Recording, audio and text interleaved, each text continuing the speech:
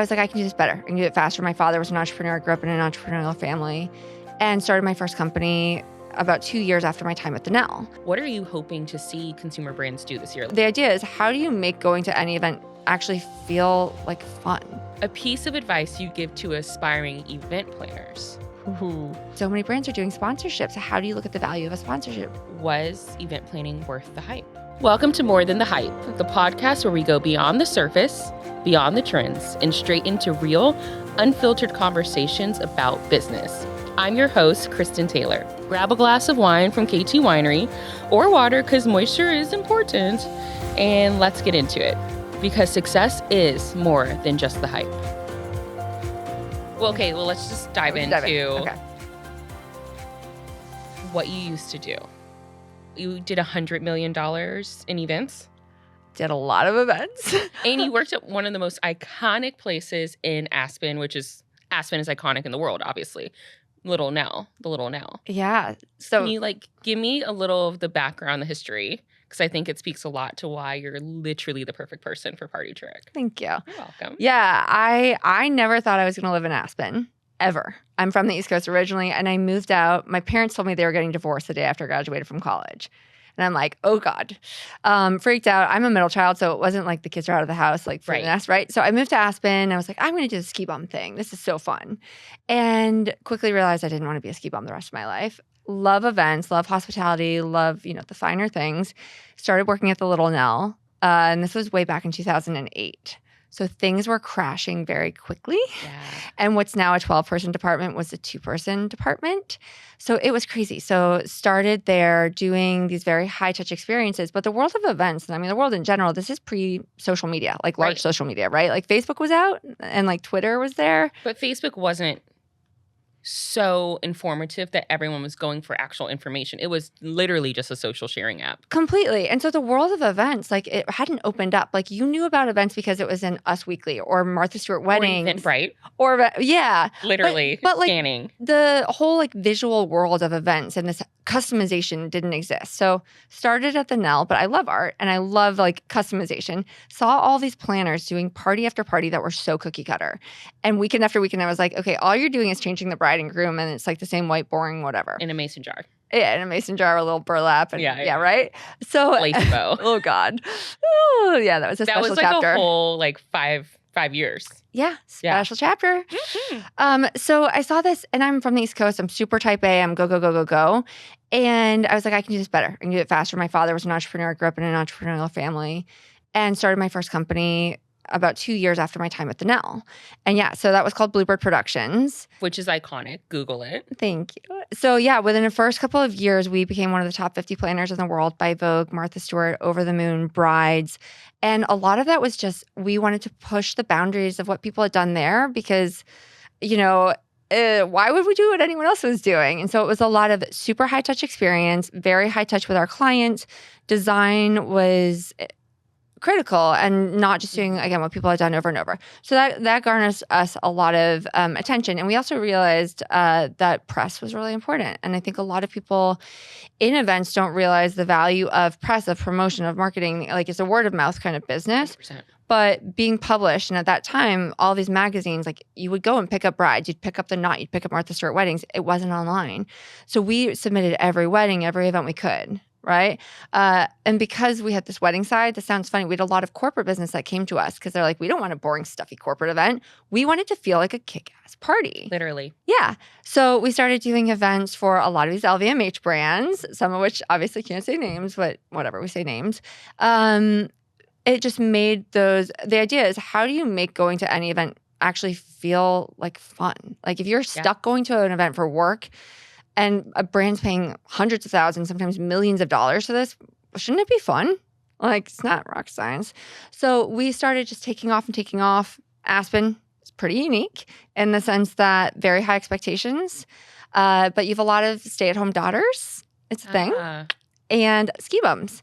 And I like operations and I like systems, and you have to deliver this high quality of service. So we figured out a way to document everything, all of my SOPs, my templates, to build out these workflows so I could train my ski bums and train my stay-at-home daughters to deliver exceptional service very quickly and then meet and / exceed the expectations of all of our clients. So that led to, iteration upon iteration. Mhm. I'm rambling. So No, yes. I love it.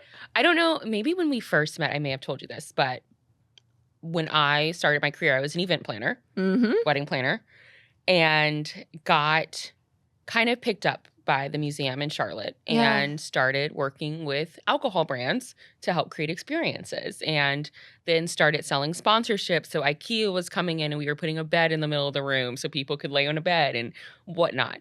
And it really sparked my interest, but it also really showed me how dynamic wedding planning really is. It really teaches you a lot about temperament, working with people.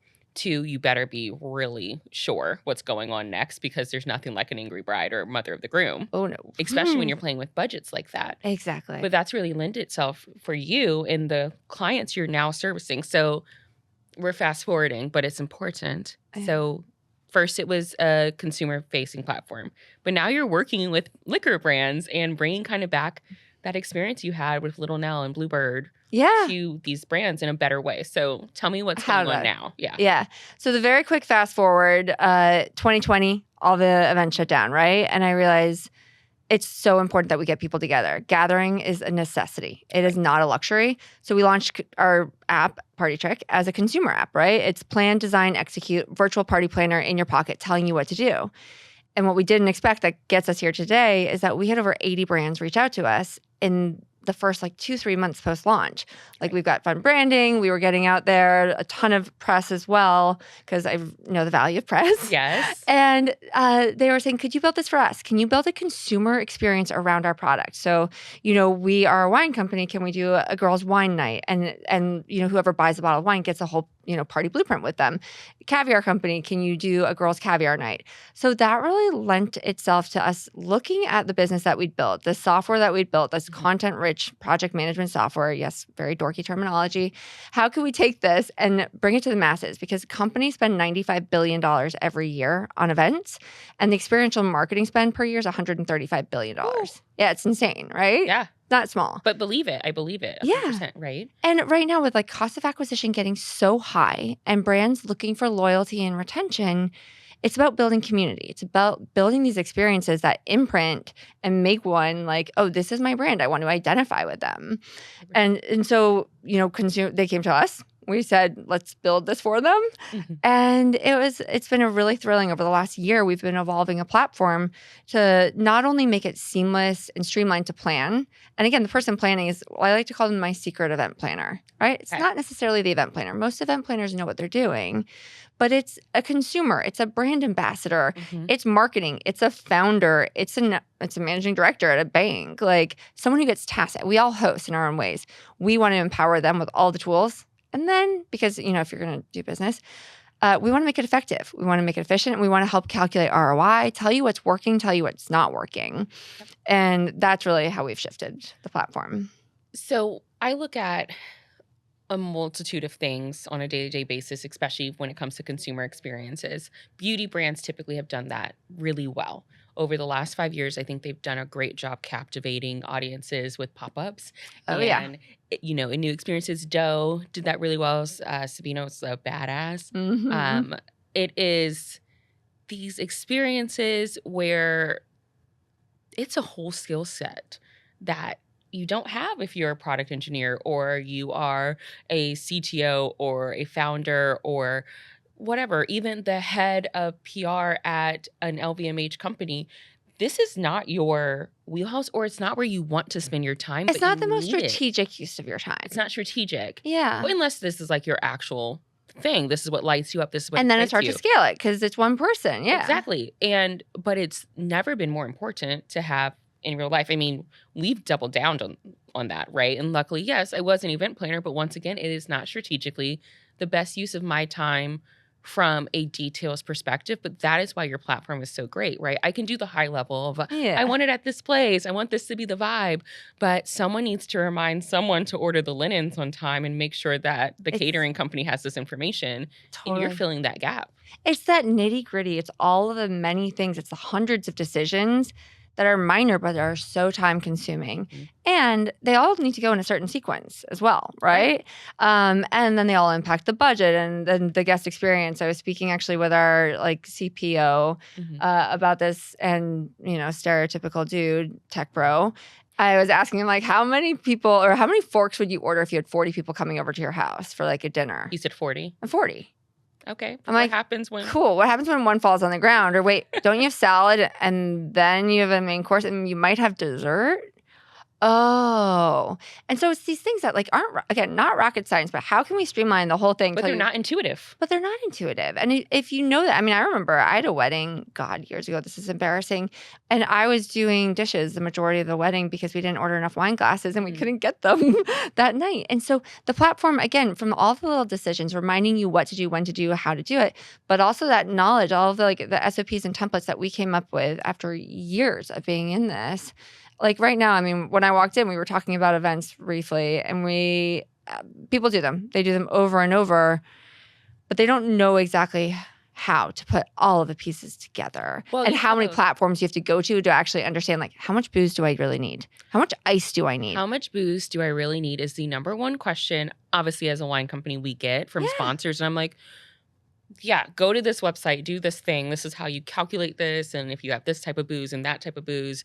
And then also, like, you have to account for people not wanting alcohol right now or whatnot. And it's a whole nother thing. Or right? like how much you need if you do a full bar versus one specialty cocktail. And so all of those things are solved for in one spot instead of having to go, to Google for this and this tool for that. And this, people tend to bounce between 8 and 20 different tools and or websites when they're planning an event. Like, that's just stupid in my mind.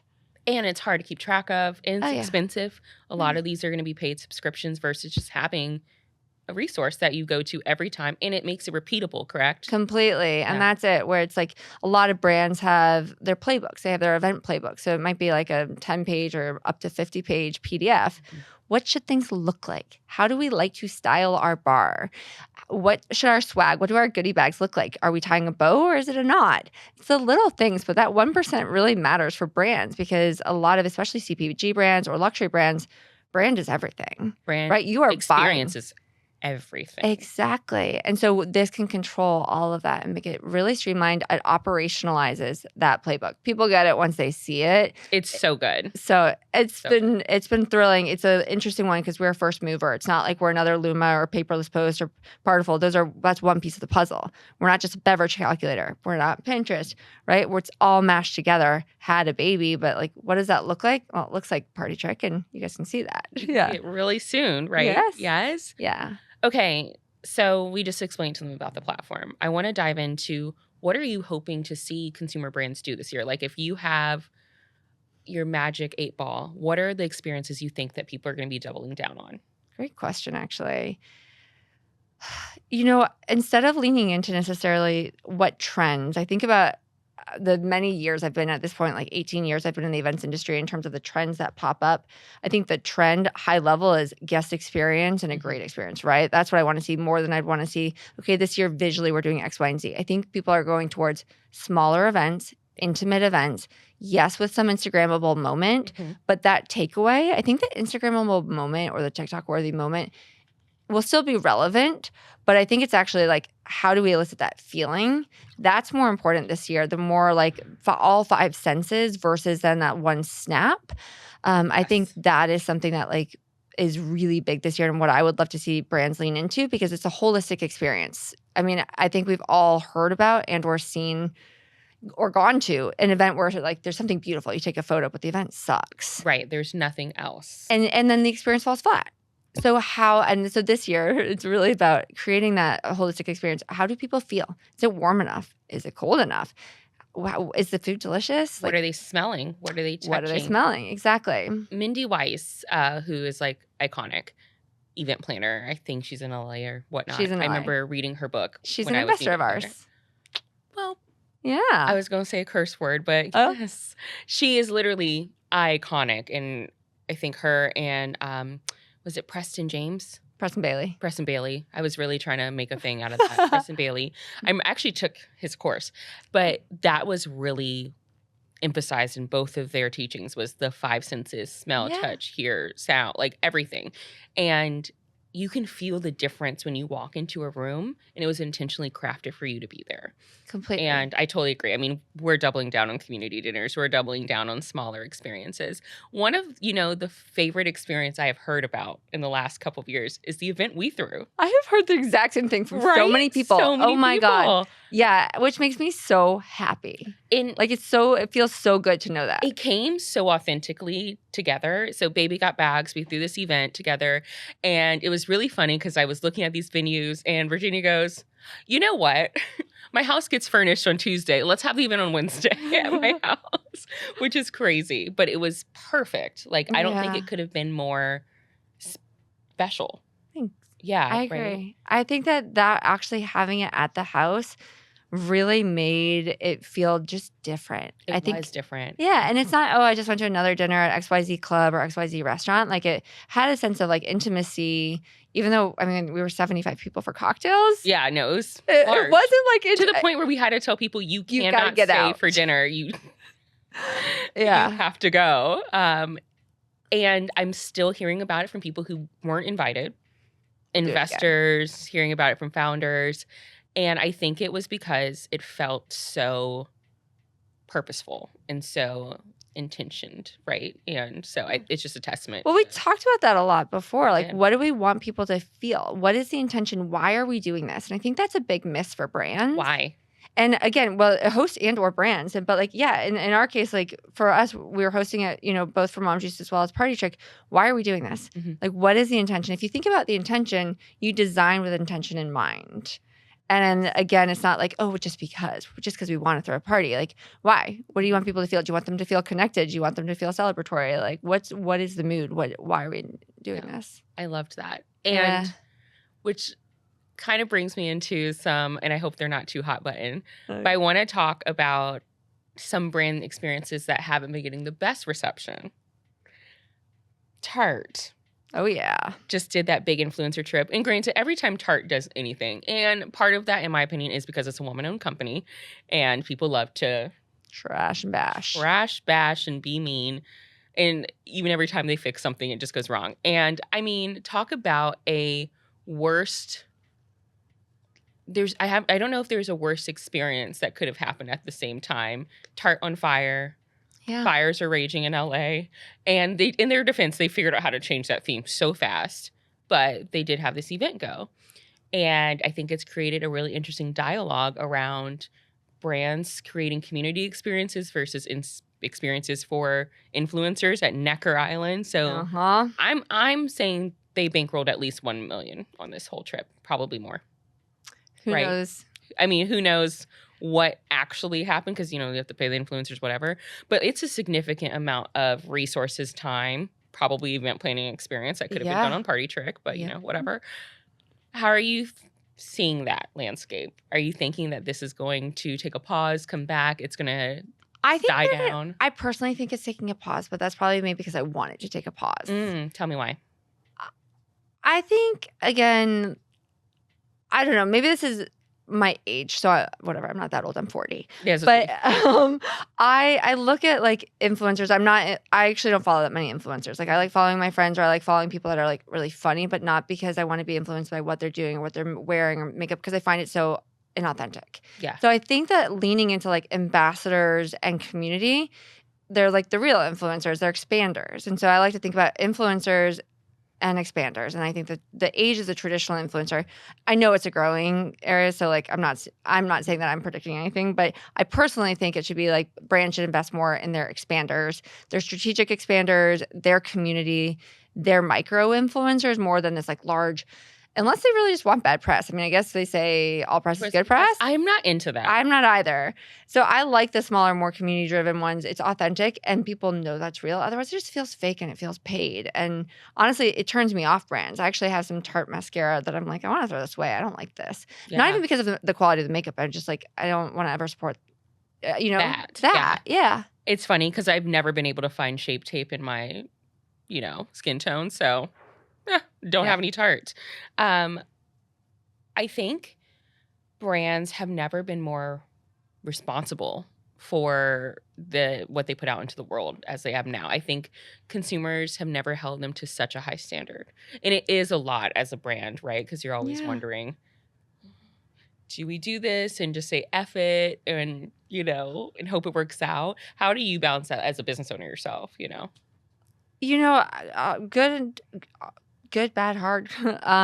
So I think brands, as they look and they balance like how they're holding themselves up when they're planning, one of the things that I think so many people, and even super large brands, they're tens of thousand person companies, they've like one person, two person, like covering the events. And they're so strapped. Like we're working with a company. They have several thousand employees. They have two people in charge of events. They're doing thousands of events with those two. How do you actually dedicate the time, energy, resources? You don't. So they end up outsourcing. So many things can go awry. And the cost of an event gone wrong can be catastrophic. And so and then small brands, you look at it and like, oh, is there ROI in this? Should we be doing this? Should we not be doing this? And I know that I'm not giving a ton of perspective. I know the value in an event. I know that it's so hard to put value though on brand exposure. How do you calculate that? And attribution related to events is incredibly challenging for alcohol in particular, because in some states you can incent the sale and some you can't. Right. So how do you look at attribution if you have to come up with, especially for brands who are like, well, what's the ROI of all of my activations? I actually sat through a presentation the other day. It was a company that attributed $38 million to the events that they did last year. Wow. Yeah, pretty cool. I have no idea how they came up with that. Our platform, actually, I do now, but you're like, well, actually I built it. But because now I have the inside intel of how you do that. But it's harder with some brands and the categories. And you look at also like professional services. Can you attribute a new client to one event? Mm-hmm. No, it's numerous touch points, right? You have to see it 8 to 10 times. This is this one. Yep, exactly. As a consumer brand owner, right, I do know that in real life, experiences, events, tasting, samplings, community dinners, whatnot, is the way forward, right? Completely. It is actually cheaper than spending a bunch of money dumping it on ads. It's way cheaper than trying to get a PR agent to talk about you for something you haven't really done yet. It is such a way forward and to grow your community, right? Yeah. And it can be a moneymaker if you know what you're doing, right?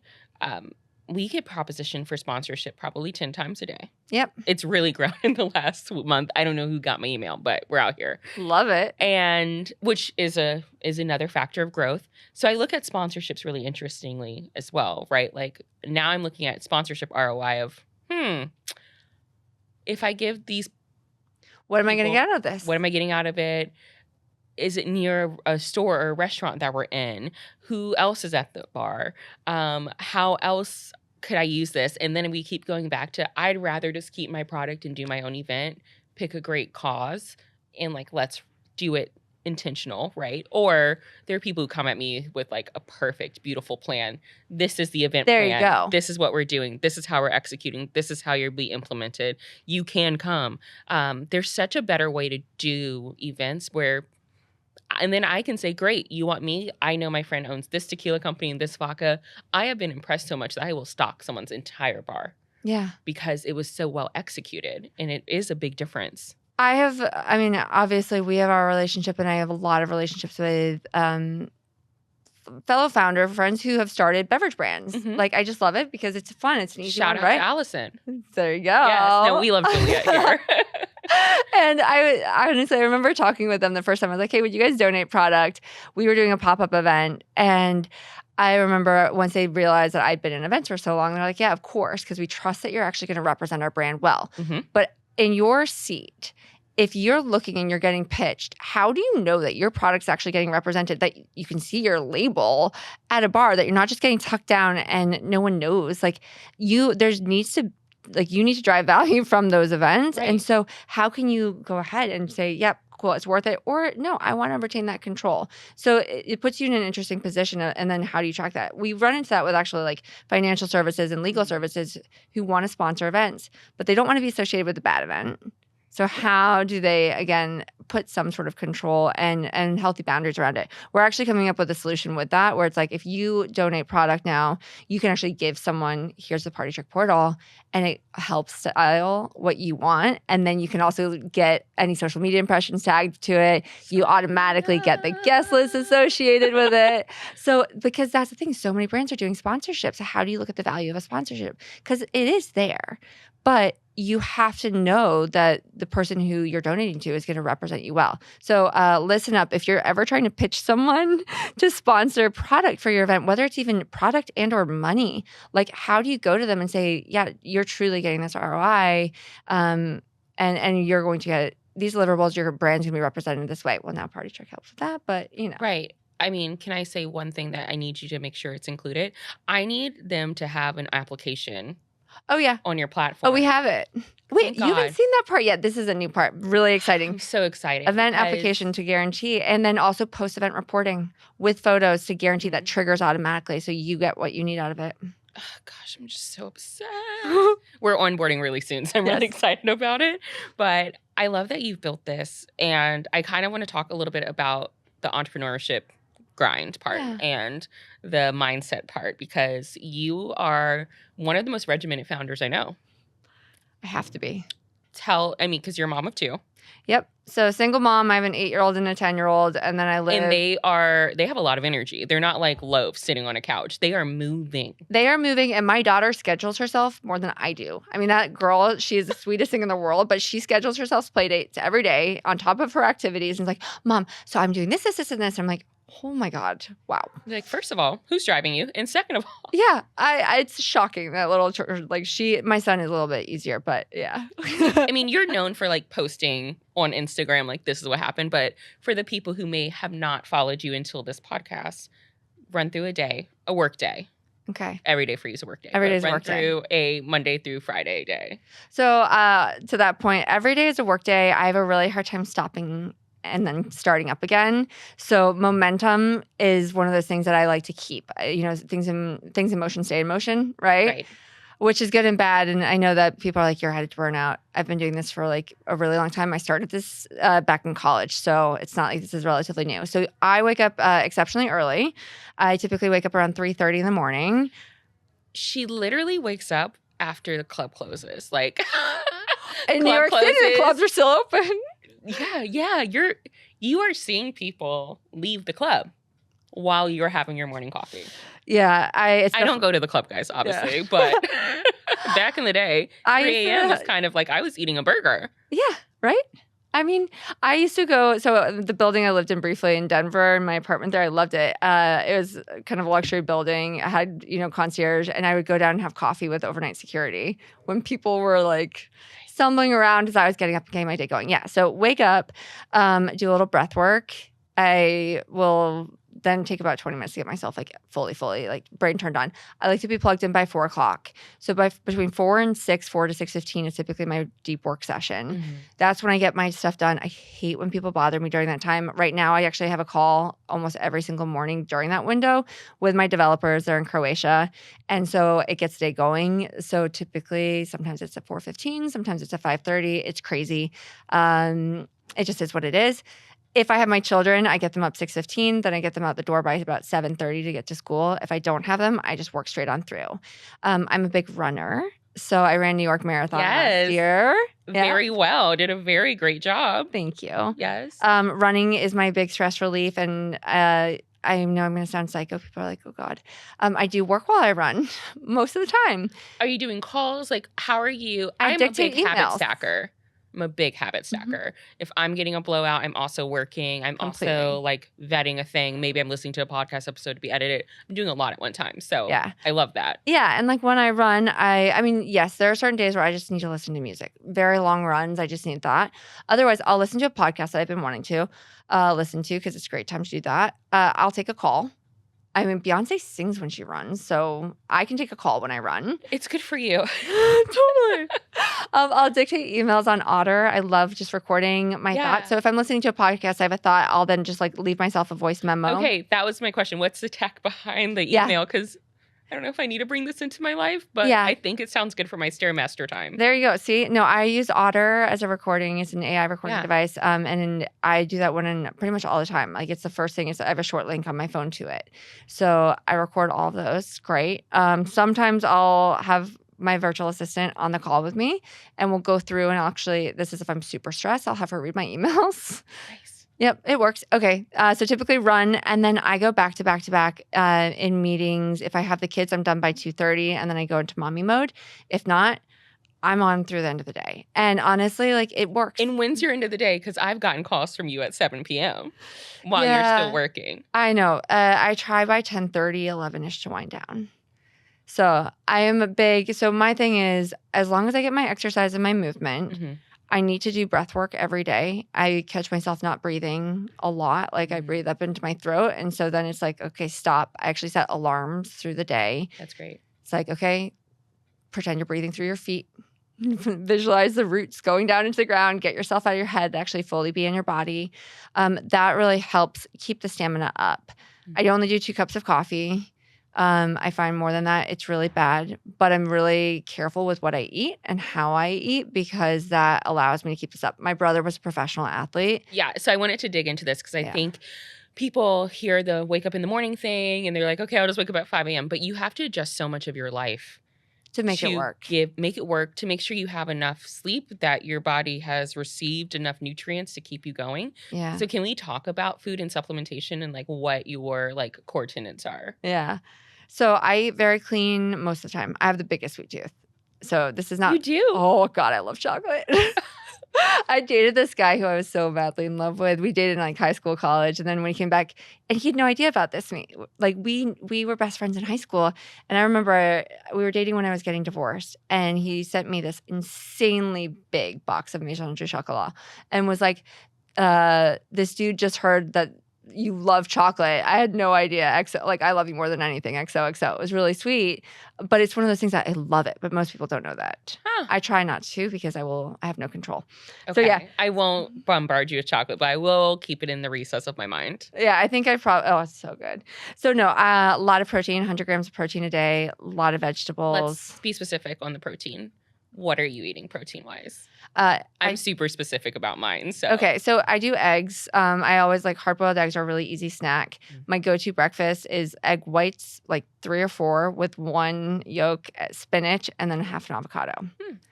Love it. Hotels do it really easily when you're traveling. But I find also like even so, as I said, I travel back and forth and I'm in New York about 10 to 14 days a month. I stock the fridge here with like egg whites and hard-boiled eggs. So easy. So if I can't go and get it, it's there. Yeah.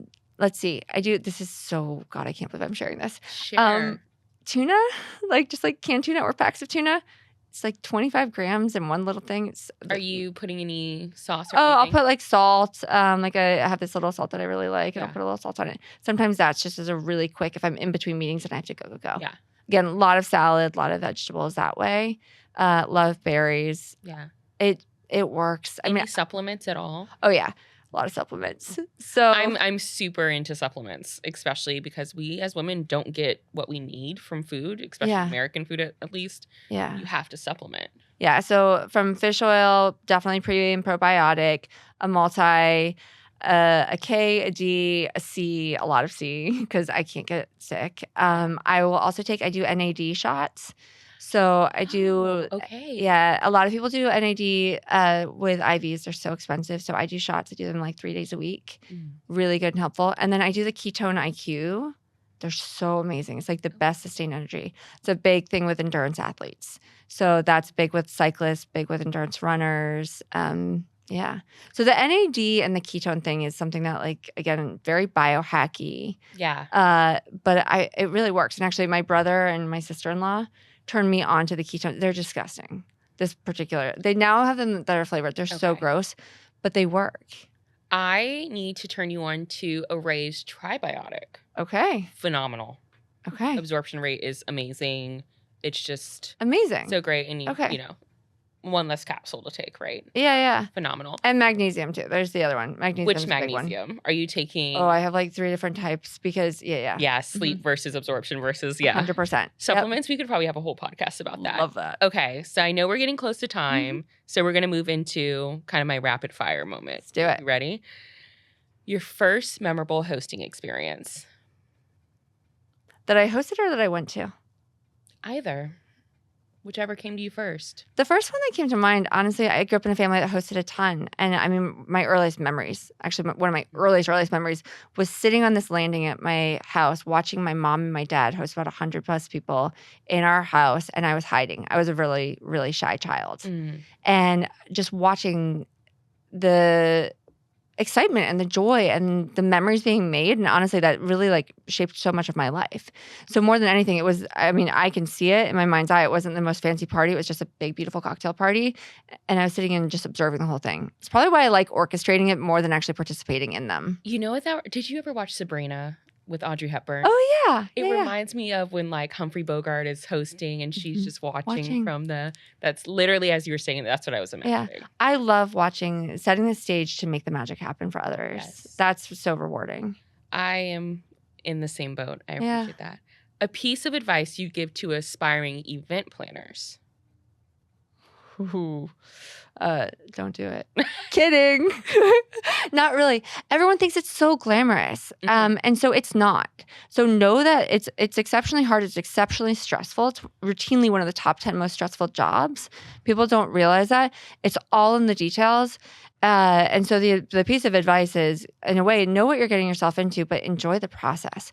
Be curious. It is not for the faint of heart, but be curious and dive in, because once you're in it and you're fully in it, it's magic. But like, go in eyes wide open, not thinking you know what you're getting into. That's anything, though. It is anything, but I think especially with entrepreneurship, which leads into this next question. You've raised how much money now? We raised just about $900,000, and then we bootstrapped and self-funded the rest. Yeah. What is the one thing that you've learned and you will never forget from raising money?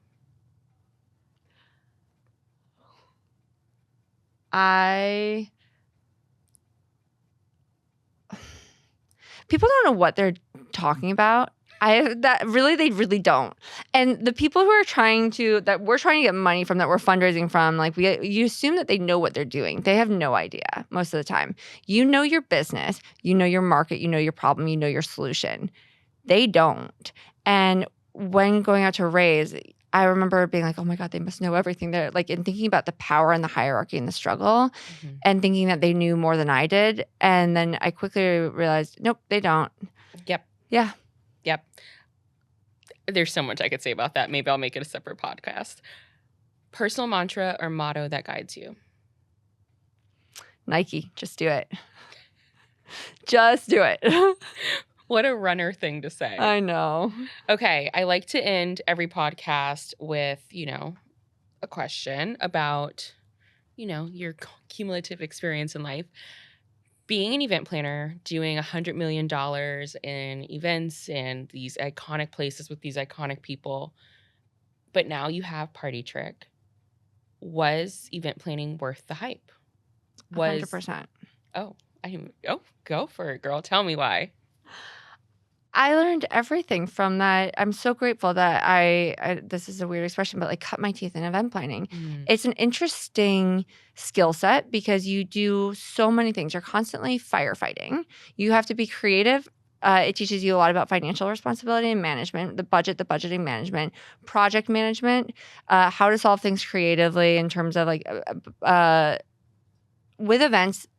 An event's going to happen, right? The bride's going to walk down the aisle at 5:00. Your guests are getting off their plane. Like that happens. So you have to get so creative with problem solving and solutions. Yeah. Okay, this didn't show up. Great, cool. What are we going to do? There's the pass is closed. We can't get a vendor. How do we find someone last minute? And working under pressure in a very high stake environment, you just get it done. And so that is so applicable in any area of life. And you have to have, the other thing there is like, you have to have plans A through Z.